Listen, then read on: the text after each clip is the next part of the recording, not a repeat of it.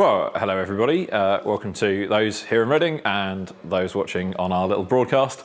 I hope I'm going to talk about some interesting things for you today. It's RF strategy with me, the world's biggest nerd about RF. So what we're going to look at today is kind of four main areas. We've got frequency spectrum as available for RF in this country, antenna strategy and distribution, how we make the most of it, coordination, how we look at bringing a bunch of mics together so they're not going to interfere, that kind of thing, and RF equipment, both what's in stock and some wider stuff and some of that stuff. So let's kick off with frequency spectrum. This is a rough diagram of all of the RF spectrum provided in this country. So right over here we're at 3 kilohertz and up here we're at 30 gigahertz. As you can see, it's chocker. That's absolutely crazy how much stuff is squeezed into there.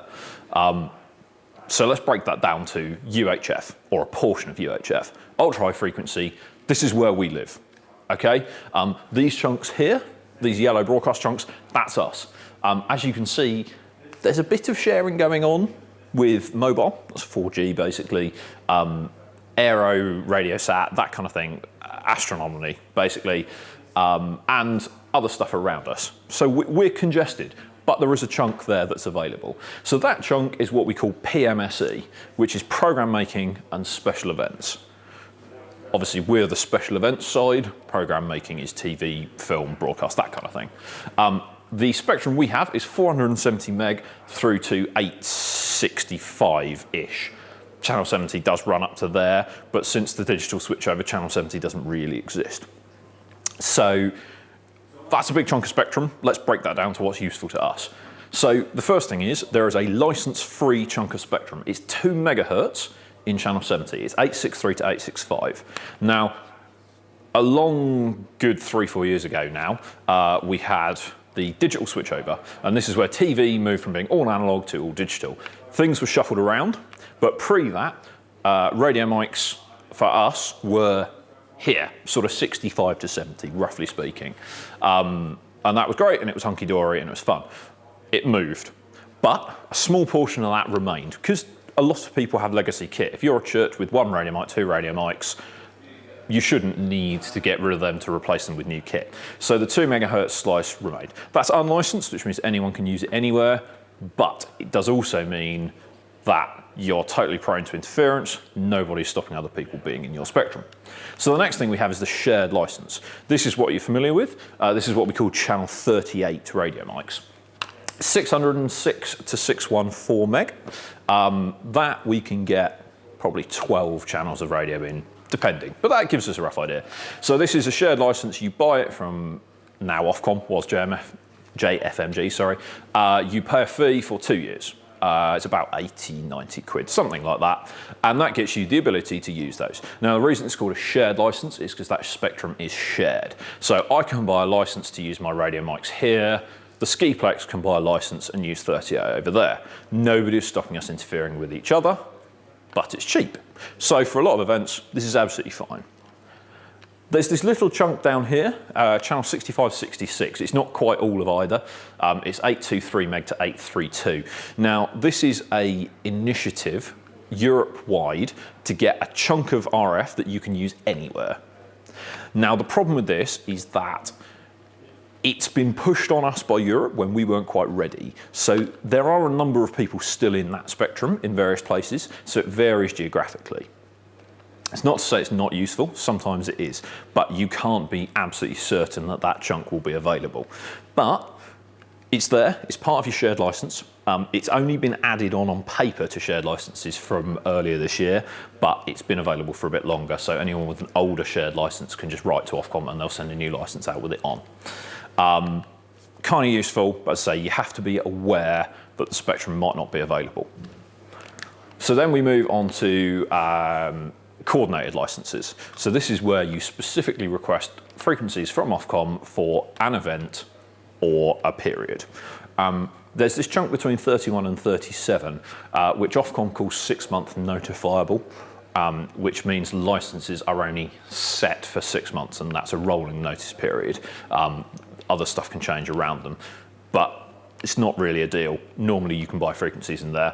The second thing is the coordinated specific license, which is 21 to 30, 39 to 60. It's huge chunks, you can buy it. So it's very simple, you decide what you need, be that specific frequencies or channels. You talk to Ofcom, you look at what's available and you buy it. So there's this chunk between 61 and 69, which is unavailable. This was what was cleared as part of the digital switchover. And this is what you need to avoid. There's a load of stuff in there, mostly mobile, but a few other things. And I can promise you, you will pick up interference in those frequencies because I've been looking on various events with various kit. You will occasionally find bits. Obviously, there is this chunk in 65, 66 as well. But so if we put it all together, we get all the colors of the rainbow, but that's the entire spectrum available to us. Everything from usable, very usable, usable, not usable, maybe, fine. So that's that, and that is licensing. Now, let's put that together with our stock, and we start looking like that. So we've just represented the channels up here. So this gives you a clue of what's going on with our stock. So obviously we've got UHFR and QLXD. Those are the bands we own. So they're nice and wide.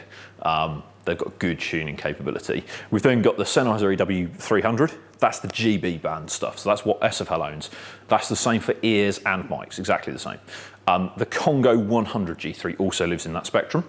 So that's channel 38, 39 and 40, give or take. There's PSM 900, which obviously we own, which goes a little bit lower, which is quite handy, but obviously primarily 38, 39.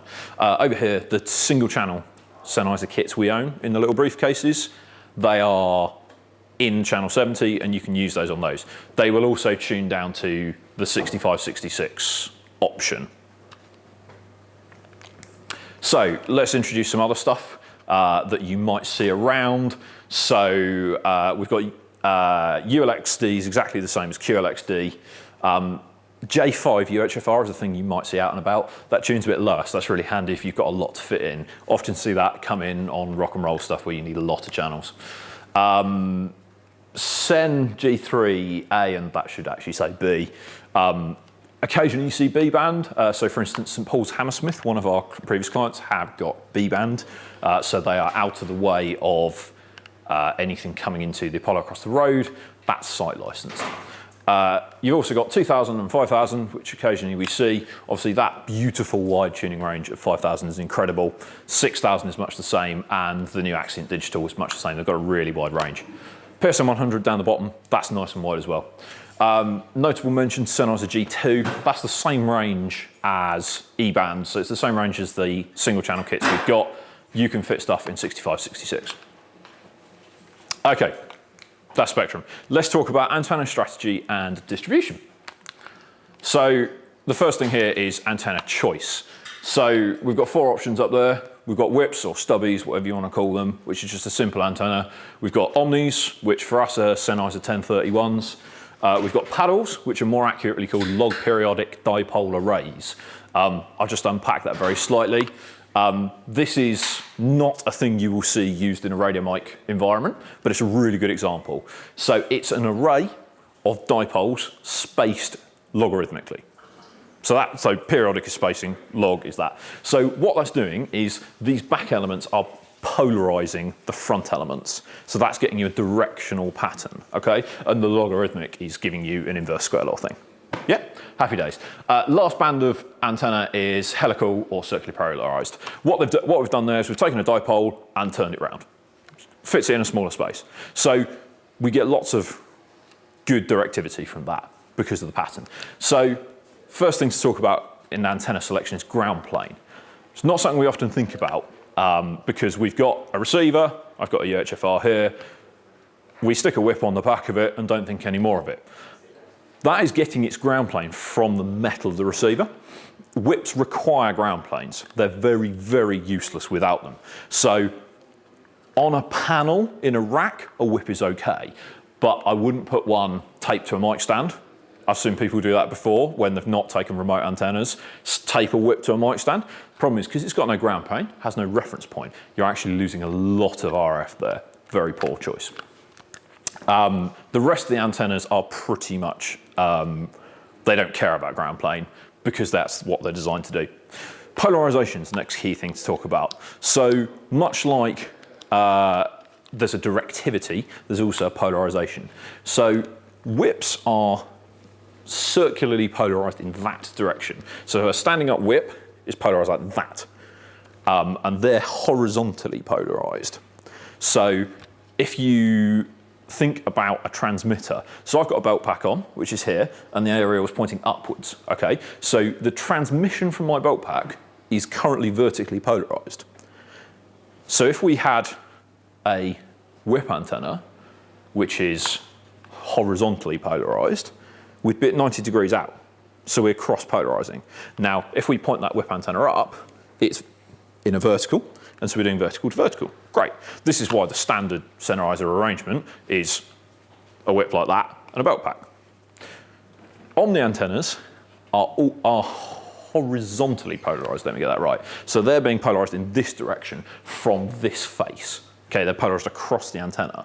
So worth thinking about, if you've got all belt packs on Omnis, actually, is it worth turning one round? So we're vertically polarizing.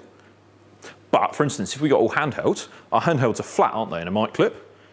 So at that point, they're effectively horizontal. So the polarization has changed. So what I have seen people do at that point is do this with two antennae. So one is vertically polarized, one is horizontal. So you're gaining diversity, which we'll talk about later, with polarization as well. Can be helpful, can not, but it's just worth thinking about what you're doing. If it's all belt packs, everything's vertical. If it's all handhelds, it could all be horizontal. So at that point, you might start thinking about the polarization of your antennae, be they whatever. LDPA is always vertically polarized in that direction. Helicals are circular polarized. Now this makes them really reliable because they're doing this. So they don't much care if the transmission is coming vertically, because it'll intersect, or whether it's coming horizontally, because it intersects. So a helical in some ways is a really good antenna, especially for stuff that might be moving. So handhelds on stage, really good, moving. Ears packs, something like that, where they're moving around, they may be changing, anything like that, really helpful. Just about directivity, whips are all Omni. Omni paddles are Omni. Think about directional antennas as a cardioid mic. Think about helicals as supercardioid. Essentially, that's what you're getting. So if we've got a rock and roll stage and all we need to do is pick up the one guy at the front, helical is absolutely perfect because we can just home in on him and get his belt pack. Perfect. A helical might be a bad choice. So let's say you're doing a theatre production and you've got a bunch of guys on labs on a big stage. They might be upstage, downstage, stage left, stage right. If you've got helical, your pattern's really narrow. So actually you might be excluding people at the peripheries. Certainly you might be excluding them in the wings. Now that's a bad thing. So at that point, something like an LDPA or even an Omni might be a better choice. It's just worth thinking about what your transmitters are, what your antennas are. Okay, the next thing to talk about is inherent gain. Now, what we have to work here is the concept that an RF system should have 0 dB gain. We don't want gain in an RF system, we don't want negative gain, but we want 0, unity, okay? So some antenna have inherent gain. This is a good thing because this gives us more reach, but it's worth thinking about. So a whip has 0 inherent gain, an Omni has 0 inherent gain. An LDPA has around 5 dB of inherent gain by directivity. Okay, that's the bonus of this antenna. This array. So at that point, if we're in a challenging scenario, LDPA is a great choice, and that's why everyone defaults to an LDPA, because it gives you gain. Now a helical doesn't give you quite as much gain, but it does give you a bit. It's about 3-4 dB on a helical. That's because of full length dipole. So obviously a whip, these Sennheiser ones, they're a quarter wave, and the Shure ones are half wave. A helical is a full wave, but it's spun round, which is how it fits into a smaller space. Sorry, I should say, I skipped over this. Obviously that's a Sennheiser A5000, which we own. That's a Professional Wireless Systems who are out of the States helical.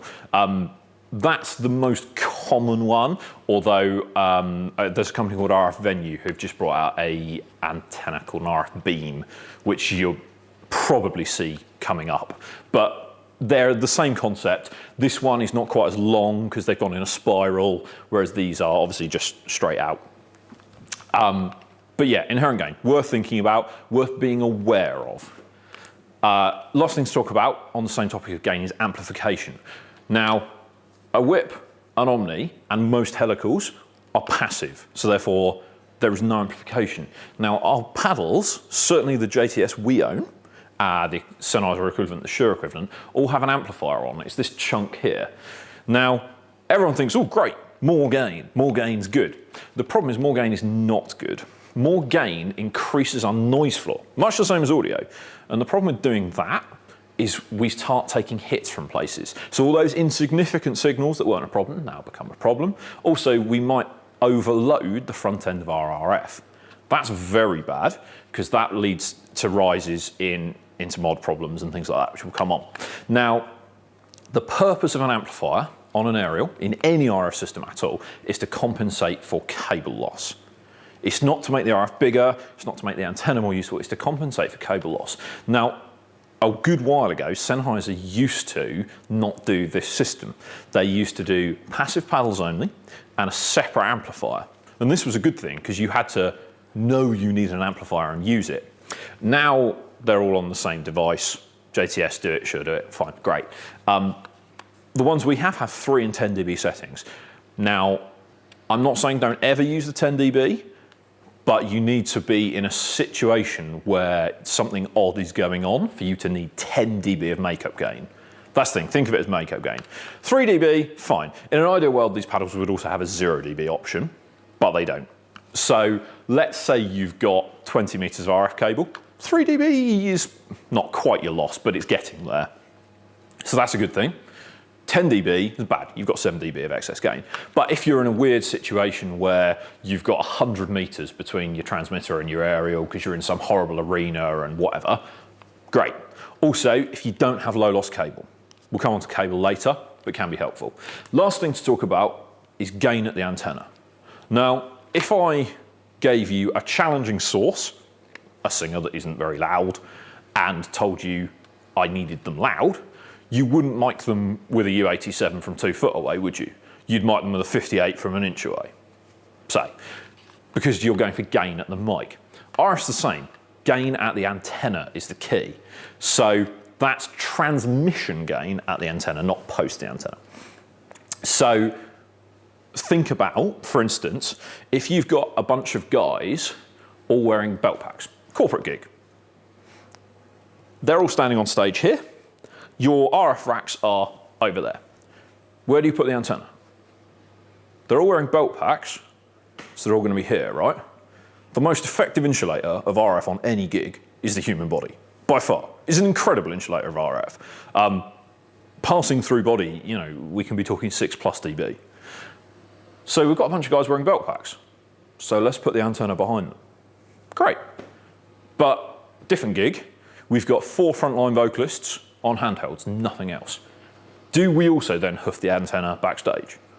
Well, no, because the handheld's in front of the person, the aerial's on this end, so we're going through the person. So at that point, it might be better to bring our aerials out right to the front edge of stage, toe them back on, making use of that directionality. If we've got, say, a helical or even a paddle, just getting those pointing back. So it's thinking about gain at the antenna. Also, this means if you've got something weird going on, you've got a front line and a back line, say, on ears, for instance, and it's a big old stage, it's an FOL, for instance. The back line are right up the back and have got 4 sets of ears. The front line are right down the front, 8 meters away, and they've got 4 sets of ears. Is it better to have one antenna, side of stage, blasting in the middle, or actually in that situation, we're better to split the antennas and have one system with a combiner and 4 ways of transmission for the back line on one aerial here, and a separate system with a separate aerial here for the front line, because we're getting more gain, because the antenna is closer. It's inverse square law. It's exactly the same as system. We're losing for doubling of distance every time, yeah? Great. So let's talk about distribution strategy. Why split combine? Why WHY, not why? Very different. So obviously, if we're talking about mics, we're talking about splitting. If we're talking about ears, we're talking about combining. Why do we do it? So chiefly, if we stick a bunch of receivers, all with aerials, in a rack, we're introducing a very congested RF environment there, and we're more likely to encounter the risk of intermodulation, amongst other things. It's very poor. It's just a nasty thing to do. Combining is even more of a problem, because if you have 4 transmitters in close proximity, they will intermodulate. Intermodulation can happen at both ends. Chiefly it's transmitter, but in close proximity it will happen with receivers as well. So that's why we do it, because it happens outside the receiver. So it's happening with those aerials in the front ends. Now if we split them all nicely down to one pair of antenna, we've got around that problem. There's filtering. So the first thing to talk about is passive. Now, we don't really do passive splitting and combining very much, but it's a really helpful tool. So the chief thing here, and the reason we don't do it, is a passive split or combine loses you 3 dB. 3 dB is not a big deal, but 3 dB, worth being aware of. So you've got 2 ways of RF, and for whatever reason, you can't have a active splitter, an ASA, an 8445, whatever. You're actually probably better to employ 2 active splitters, 2 passive splitters, and run them on 1 pair of antenna. Also quite helpful if you've got ears. I'll skip ahead to this one. So IMs actively combine signals, okay? Now, you should never actively combine 2 actively combined signals, because you're getting a gain mismatch. So to combine signals, there is amplification going on. Attenuation, combine, amplification. If you then do that again, you're hugely increasing the RF gain on the output, and that's bad. So if you've got 2 quad IM systems, you shouldn't then get another AC1 combiner and shove them in. Now, there's a couple of solutions here. One is we could do the split antenna thing we were talking about, but let's say it's 8 guys on a small stage. At that point, passive combine's the way to do it.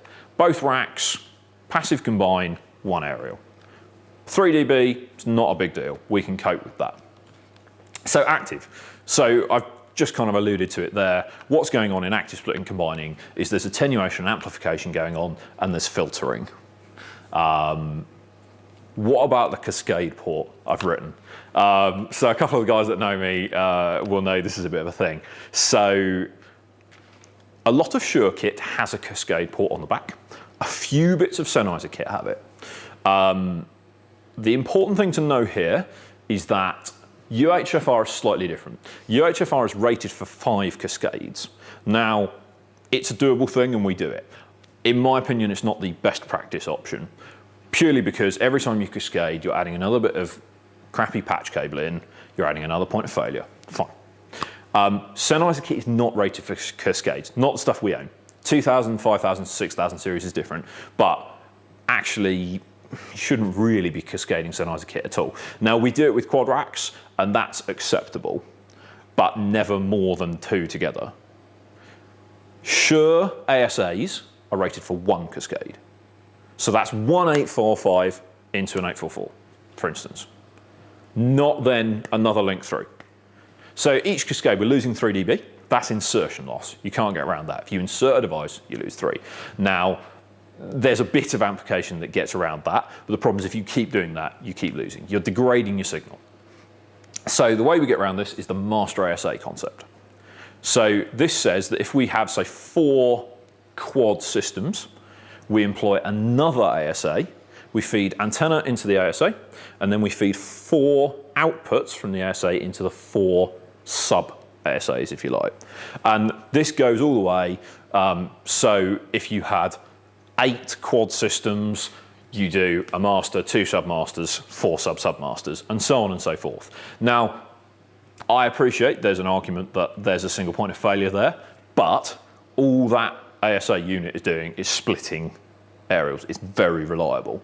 Rather than, if we're using lots of cascades, we're putting other stuff in the way which is less reliable, like a load of patched leads and things like that. But that's the nicest way to do it.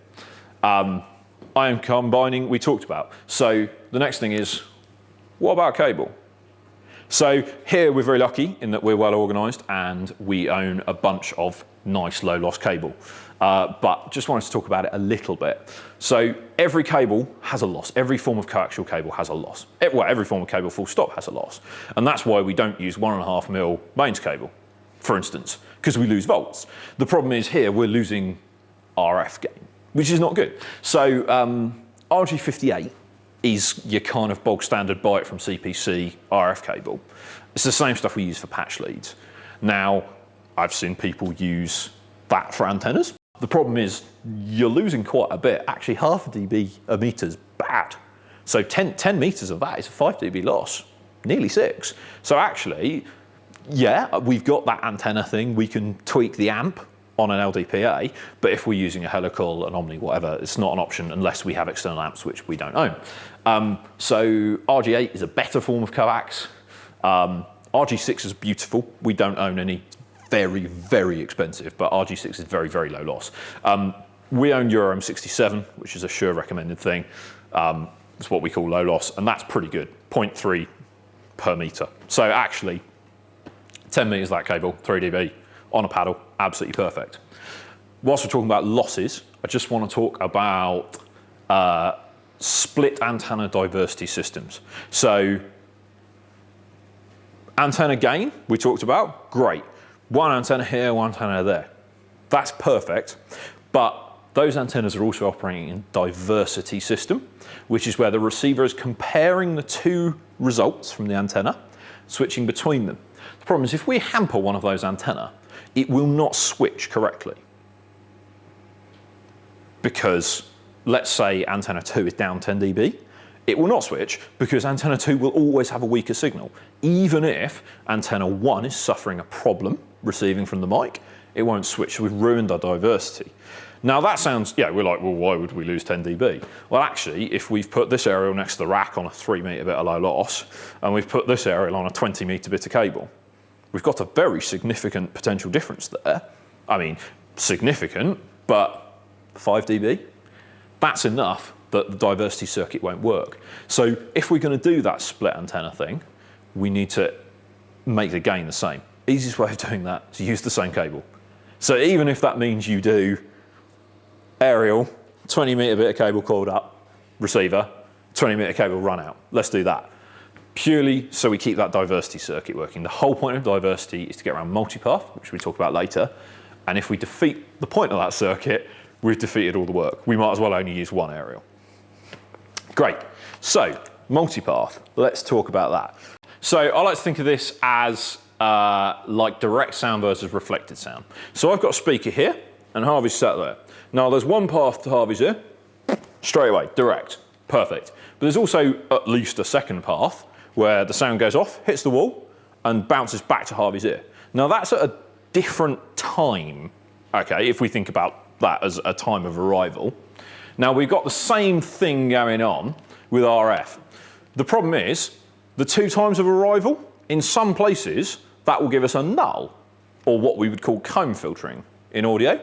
Same thing. So, my RF signal from my belt pack goes straight to the receiver. It also bounces off there. Now the problem is if that path is just the right length, we'll be at a multiple, and we've just got ourselves a null.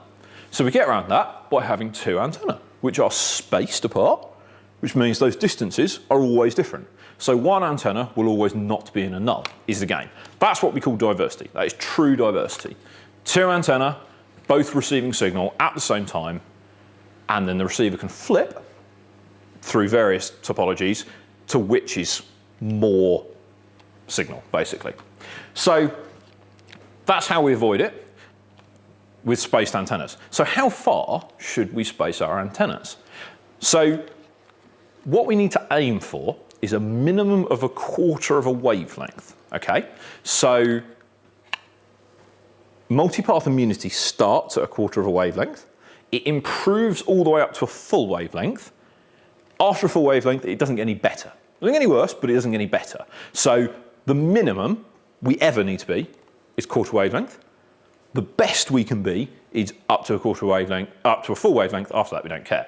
So let's take 650 hertz, because that's right in the middle of channel 39, 40-ish. Useful bands, stuff we use all the time, because that's the middle of where our stuff will tune to, give or take. So the wavelength of 650 meg is 18.1 inches, about that far. Quarter wavelength is 4.5 inches. This is about that much, which you'll also notice is about the spacing on the back of a Sennheiser receiver. It's like magic. So we need to have our antenna a minimum of 4.5 inches apart. Now, that's loosely based on paddles, but actually, ideally, paddles want to be a little bit further than that apart. Omnis will tolerate being that close, because the paddles have got a little bit more gain, a little bit more directional, they ideally want to be a little bit more. But so, a lot of the time we use paddles on a stereo bar, don't we? Standard stereo bar is about that big. That's pretty close to 4.5 inches, isn't it? Some of our bars, maybe a little bit too less, maybe. So it's worth thinking about for a start. If you are putting two paddles on a stereo bar, A, are they definitely 4.5 inches apart minimum, ideally a little bit more? Could you do something to get them further apart to improve your immunity? So for me, a good start is using a dual stereo bar rather than single, because you've got a foot rather than 6 inches, say, so you've gained. But actually, could you go further apart? You know, could you clamp them to a rack or whatever? Whilst I mention clamping an aerial to a stage rail, great.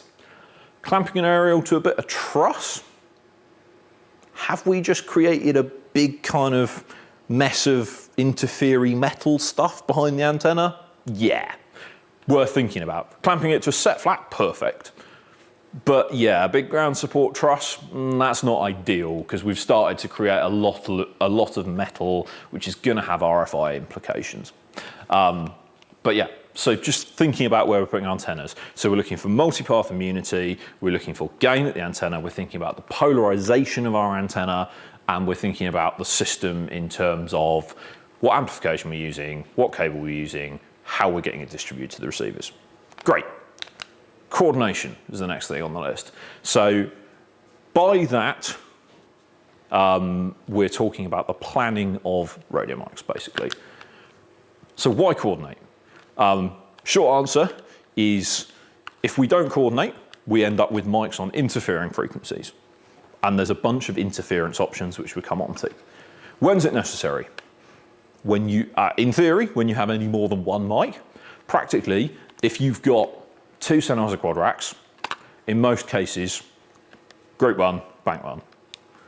You know, bank one, channel two, bank two, it's fine, great. When we start introducing more than 12 or other manufacturers, so I can promise you faithfully, you will never find currently a Sennheiser frequency list and a Shure frequency list in channel 38 that work together. They just don't. So if you try and go, you know, 1 to 4 on your Sennheiser rack and then 5 to 8 on your Shure rack, you'll have problems. So at that point, coordination. What needs coordinating? Everything that is spewing out RF. Now, let's be reasonable. Do we care about something that is a mile out of the range we're going to use? Maybe not so much. But if you're doing an event and there might be press on it, probably worth asking the question, you guys running an ENG kit like this one? Actually, you're going to take hits off that. It's worth knowing and worth coordinating in. In an ideal world, you're coordinating the whole event, and you can say your frequency is this, and you stick on it. Unfortunately, life doesn't work like that, and sometimes you just have to deal with what other people have got. Kit and coordination is the thing I was going to talk about. So let's talk about ranges. Obviously, we saw that diagram of what kit sits in what range. Always worth being aware of what you've got that can do things. So actually, if you're trying to fit a bunch of stuff into a coordination and you're just not winning, could you use a couple of channel 70 units for less important channels to squeeze a couple of extra in? Could you squeeze a couple in channel 65? Do you need to maybe upgrade the PSM 900 to PSM 1000? Because the PSM 1000 will go lower. Digital, let's talk about digital RF. So for us, that's QLXD. The wider world, that's ULXD, that's Sennheiser 6000, 9000, and a couple of Electrosonics options. Digital is more spectrum efficient. There's just no way around it. So rather than taking an analog signal, modulating that onto an analog carrier, which gives us a sine wave and which is a bit fuzzy by definition, we take a digital audio signal, modulate onto a digital carrier, and we get a nice tight pattern. So it's more spectrum efficient. This is why we've gone from 5 analog TV channels to about 40 Freeview channels in not a dissimilar amount of spectrum. A little bit more, that's why we did the switch over, but broadly speaking, it's a lot tighter, it's a lot better. So actually, everyone loves UHFR, but if you're desperate for mics and channels, you might be able to coordinate more QLXD. Worth thinking about. IM's my last point on kit and coordination. IMs are more sensitive to intermod, to any distortion, to any dropouts. They just are. There's a couple of reasons for this. One is IMs are not diversity. I'm going to take that back slightly. Sennheiser claim that their IM is diversity because it's using the earphone wire as a secondary antenna. Whip antenna, unknown impedance, earphone antenna. What was it we said about different gain potential? Yeah, no. So basically, IMs are not diversity. So you're not winning against multipath, you're not winning antenna strategy. The other thing is IMs are stereo. So broadly, you've got a audio signal and a carrier, which is what you're modulating onto. That's a mic. Problem with IMs, if we go to stereo, is we're splitting the carrier into 2, which is how we get the stereo, because we're modulating one side onto half the carrier and one side onto the other half of the carrier. The problem is by splitting that carrier, we've made it half as robust. So, worth thinking about. So in an ideal coordination on a big thing, I want to get the IMs further away from the radio mics, and I want to make them more robust in coordinations. I don't want to be taking questionable choices.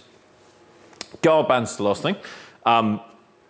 Ofcom regulate the spectrum we're allowed, and each channel has a guard band either side of it of 500 kilohertz or half a meg. So that's the reason why on most frequency plots you'll see channel 38 starting at 606.500 and ending at 613.500. But reality is the channel is 606 to 614. Those guard bands are to provide a margin of safety from other stuff in other channels. Now this is a good thing, but it means there's a meg of spectrum you can't use. However, a little bit naughty, but if you happened to have licensed all of channel 37 and we're going to use 38, you could probably disregard the guard bands in between them because you know the only thing in that spectrum is you, so it's in your coordination. So you can buy yourself a little bit more spectrum there. It's a little bit naughty because you're licensed including the guard bands, but not the point. You can get away with it. So I've mentioned intermodulation a lot. This is the biggest reason for coordination. It's the biggest reason for mic fails, basically. So what is it and how does it occur? So intermodulation is when RF signals combine in any non-linear device. So most audio devices are non-linear. By that we mean something, if it's linear, what goes in comes out. If it's doing anything to it, it's non-linear.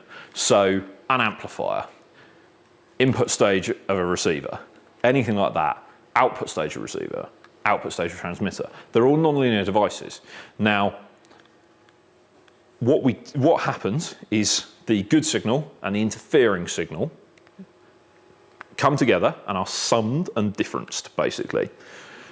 The problem is it's not just the good signal and the interfering signal, because any frequency has harmonics, yeah?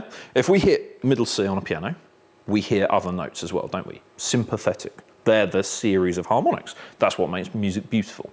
Same thing with RF. So if we have a frequency A, we're also going to get frequency A to the 1, A to the 2, A to the 3, A to the 4. That's harmonics.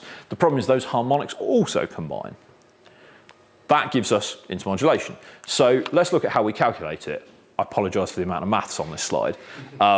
So we've got a test group of frequencies, 4 radio mics on 182, 183, 184, 185.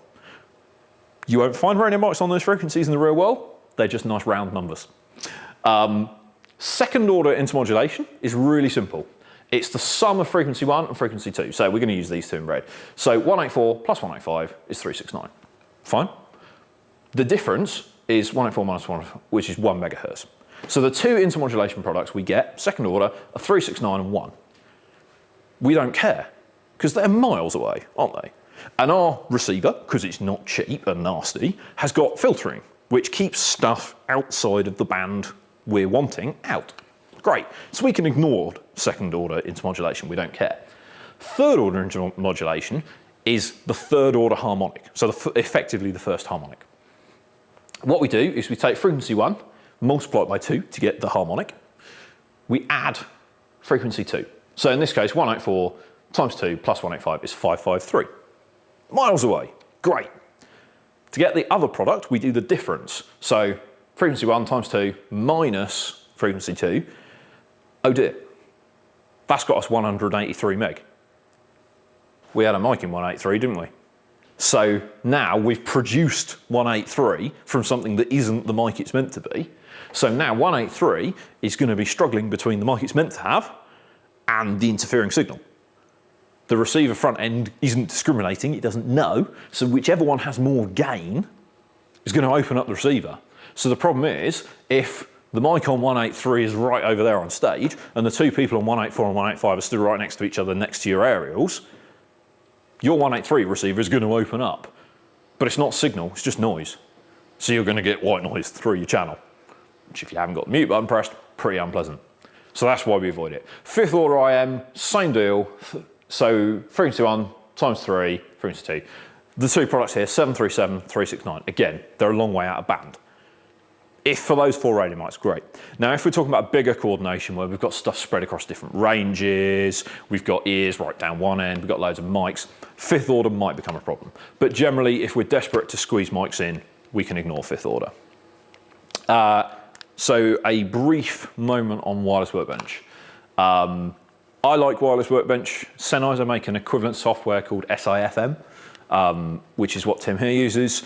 The chief reason I don't use SIFM is because it's Windows and I'm a Mac boy. They both work, they will both give you different results. Intermodulation is just maths, but the way they calculate, sometimes they'll give you different results. So don't assume that it's wrong because you put it in one and you put it in the other and you get different results. That's just the way they work. Free bit of software, really useful. Even if you're on Sennheiser RF, you can coordinate that with Wireless Workbench. So I'm only going to talk really briefly about this. I want to talk about inventory. So I will do this like this. Let me just kick off the recording on here. So first screen on Workbench is inventory, which is right here.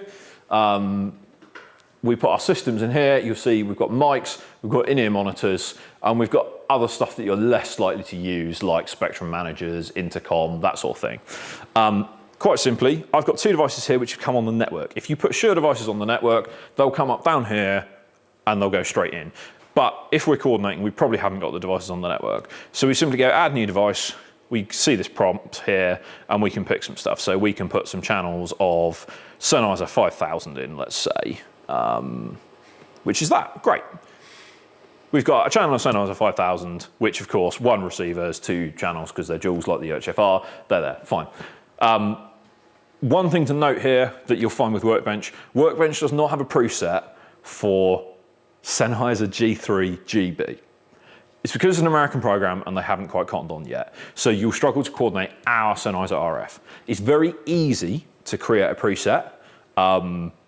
It will take a couple of minutes, so I won't do it now, but if you want to know, just ping me an email and I'll do it for you and show you how to do it. Basically, all you do is you just clone one and change the range.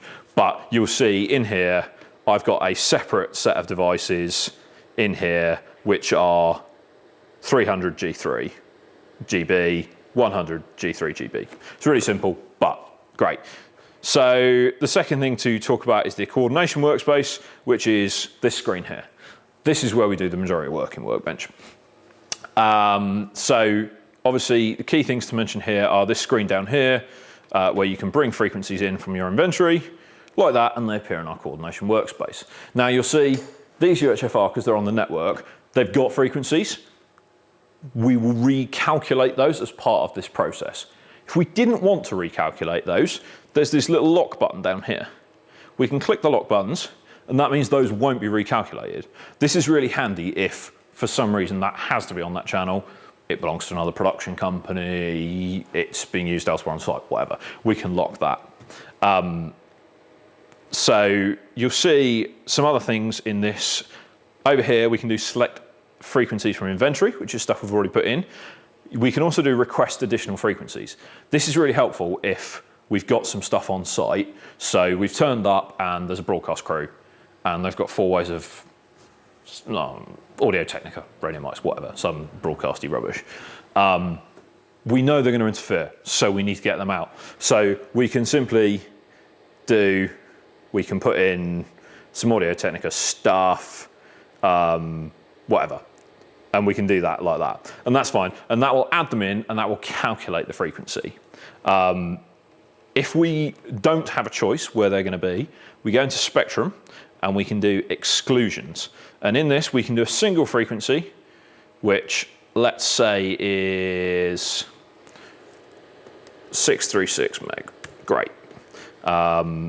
We can set things like the source, the equipment profile. It's probably not something we need to worry about too much. Save that, and that will appear in there. Up there, you can see there's that line. That's the frequency we're avoiding. Great.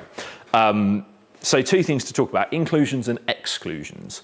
So depending on what RF you've got available to you, these things make a big difference for coordination. So let's say you've only got channel 38 available. Problem is, if you give Workbench 12 UHFR and hit go, it will put them in any channel it likes. Any channel that UHFR is capable of tuning to. This is fine until you realize that you're not licensed for any of those channels. So the easiest way to do this is to go into inclusions. Sorry, don't do that. I'm thinking about the wrong thing. Go into TV channels and we can block channels out here by just clicking in here. So, we don't need to worry too much about 21, but we can block out channels like this. And do save, and that does that. Also in this menu, you'll see there is a geographical thing. You can do a postcode lookup. This is not massively helpful, but it does help occasionally. So you can look up the postcode of the venue and it will tell you about anything big and nasty like TV stations you need to avoid. If you want to be good about this, go on the Ofcom website. The Ofcom website for PMSE has a better geographic because that's actually pulling directly from the database. This is going through Shure, so it's a little bit slower. But we can do it if it gets us in a pinch. The other thing is inclusions. This is a thing that came up the other day. One of the guys here had a license that gave him a channel for radio mics and a channel for in-ears. How do we do that? Because we can just exclude channels, but we can't specifically put them in. So the way we do that is an inclusions list. So we go down here and we can create an inclusions list, which we'll have to manage. So we create that, which we can call test. We can have group in here. Like that, because I haven't slotted harder. We can have a group which is say mics, and we can have a group which is say IMs. The mics we can make to be channel 38, and the IMs we could make to be channel 39 or 30, whatever. So that's great. So if we go back to our inventory, we can then put stuff in inclusion groups. So we haven't got any ears, so let's add some of those.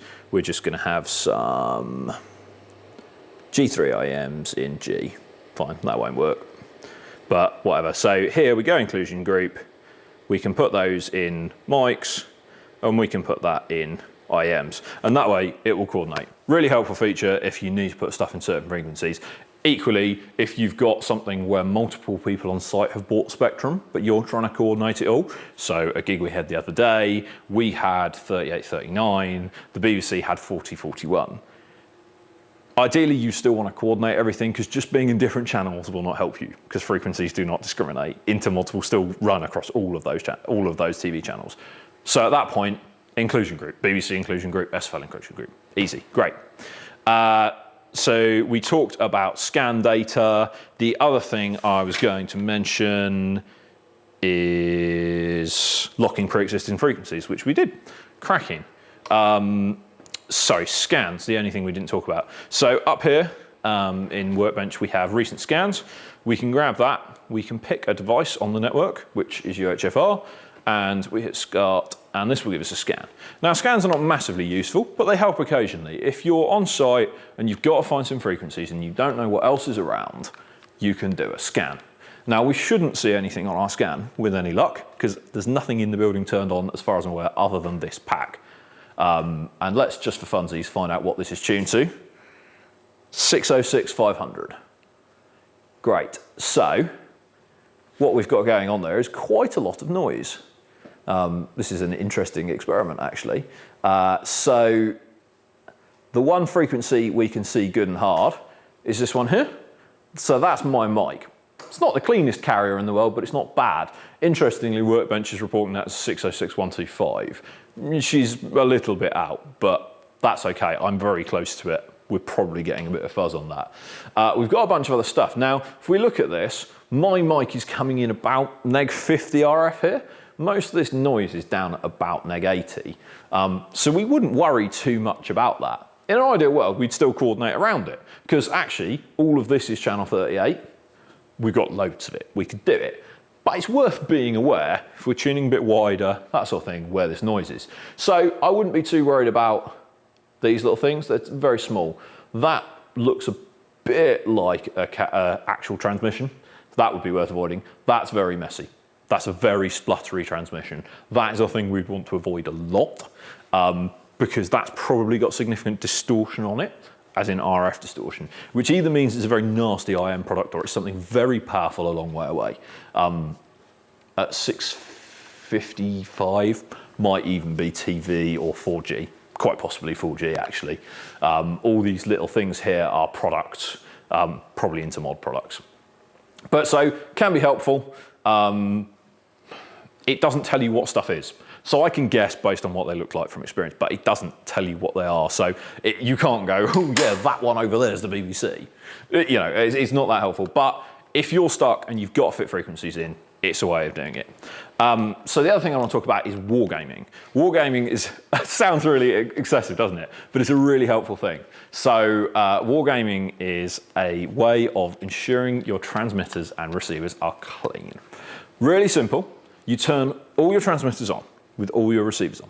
Now, the thing to remember here is don't do what most people do, which is pile them all up on a table, because you've just created intermod between your transmitters, because your transmitters are so close, they'll interfere. So this is where we get the tin bin thing from, the foil trays we've got. They're great. They act as an antenna. The pack or handheld couples to those tin bins, and they're acting as an antenna. Unfortunately, they're a really crap antenna, which is great for our purposes. So it's poor in that it doesn't let a lot of RF out, but that's ideal, because it re-rates the RF inside the tin bin and only lets a little bit out the top. This means the power's much lower, which means those transmitters won't intermod unless they're literally touching. So that's why we do the whole tin bin thing. But you can achieve the same by just spreading them out, a foot, 18 inches apart. All transmitters on, all receivers on. We should see on all our receivers, RF on every one. Great, all lit up. If that's Sennheiser, that's great, because it changes colour. Whatever. First thing we do is we turn off the first transmitter. We watch that receiver. What we're looking for is the RF to just disappear and go away and stay down. That's perfect. That's a clean frequency. If that doesn't go down very much all the way, it's slow, we're still seeing sputtery stuff, it's not a clean frequency.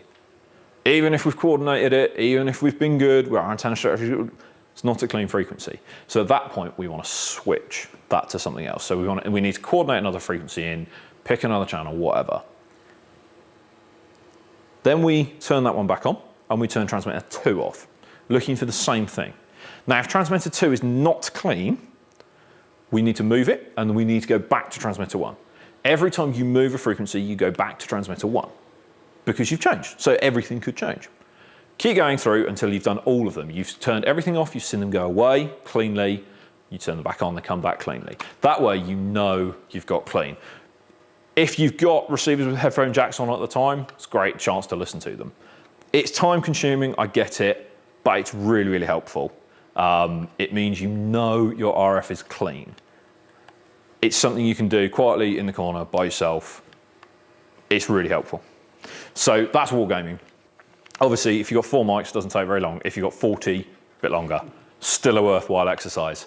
You can do the same for in-ears. It's a little bit more complicated because you're actually looking at the pack. but it's still helpful. Obviously in-ears, it's even more important that they're cleaned, because a little bit of breakthrough on a mic you can probably deal with. In someone's ears, they're gonna rip that, they're gonna be unhappy.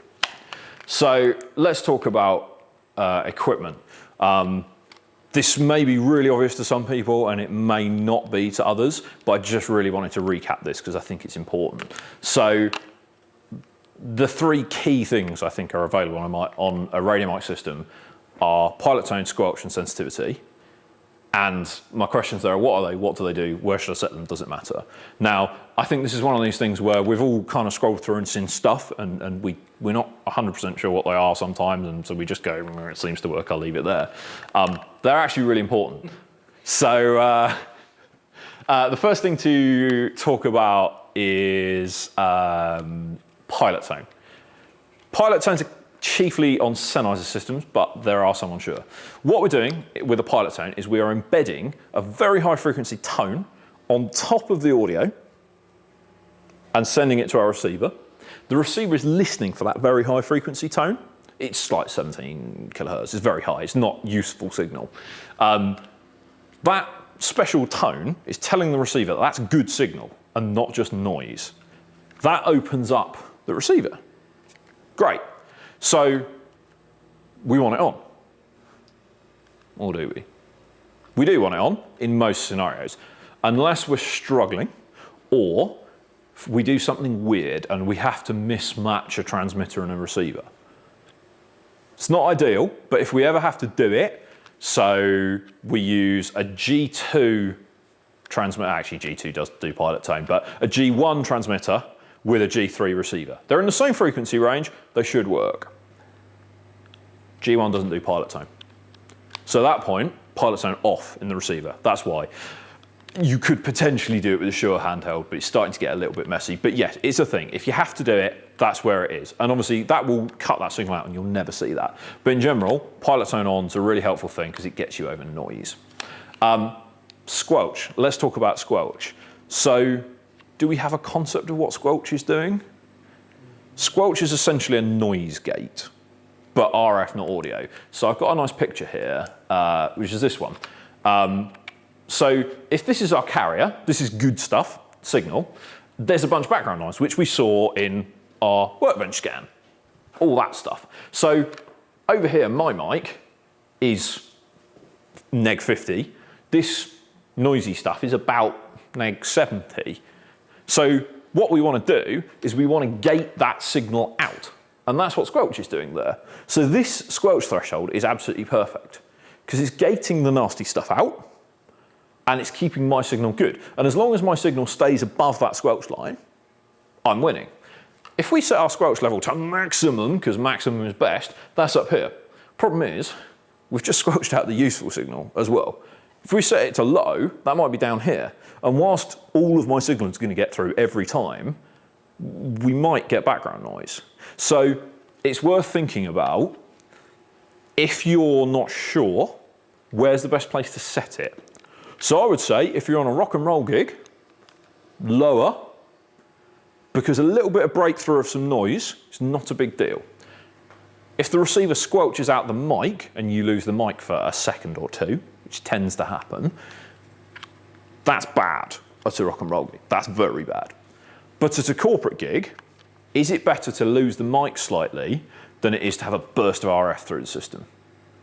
I would say yes. It's definitely a fine line to play, depending on the client, the gig, and whatever. But actually, at that point, you're better off with a slightly higher squelch threshold. Now, this is where you'll see the difference in kit. Nicer kit has much more infinitely adjustable squelch. So 300 series does it in chunks, UHFR does it in smaller chunks. 100 series is low, mid, or high.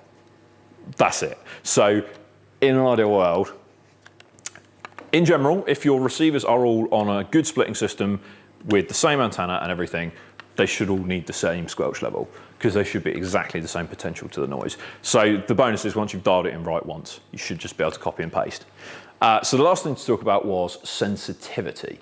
So, that one. So every mic system has a sensitivity on it. Now, at the very basic level, that's just gain. So we don't want that gain to be too high because we will clip. If we have that gain too low, we're in the noise floor. RF systems are noisy, really noisy. The comparative spec difference between a 58 into a Midas preamp and an RF system is huge. It's 30, 40 dB. The noise is very noisy on RF because it's a compromised method. The problem is we have companding in a receiver. So companding is basically compression and expanding. That's why it's companding. So what's happening in a receiver, because we have a very limited range of carrier, is we're taking our original dynamic range, which obviously with me is very little, which is this chunk, and then we're squeezing it. The reason we squeeze it is because it makes it more efficient on the transmission, but also it makes the difference to the noise floor bigger, because this is system noise floor, not audio noise floor, system noise floor, which isn't, say, neg 80. By squeezing it, what we've done here is we've doubled, almost, the gain but above noise floor, which is great. And then on this end, we can do the same trick again, and we get the same to the noise floor here, but in the RF, the noisy bit, we've got way more noise than thing. But the problem is if we set our sensitivity wrong, if we set our sensitivity too low, we've pulled our audio down to here, which is much, much closer to the noise floor. So we're not getting anywhere near as much benefit of the companding. So when we undo it this end, we're much closer to the noise floor. So it's a significantly worse system. Obviously, if we set it way too high, the companding just squeezes it because there's a brick wall on the maximum you can have, and it will just brick wall it down, and it just sounds nasty, depending on the quality of the mic. Some companding is better than others. Some stuff has dual banding companding now, so it compands highs and lows separately. Some of the cheap stuff, not pointing any fingers, Sennheiser XSW, has horrific companding and just sounds like a Yamaha one knob compressor turned all the way up. But yeah, so sensitivity, that's important. And that is pretty much, I hope, spectrum, antenna strategy, distribution, coordination, and RF equipment covered.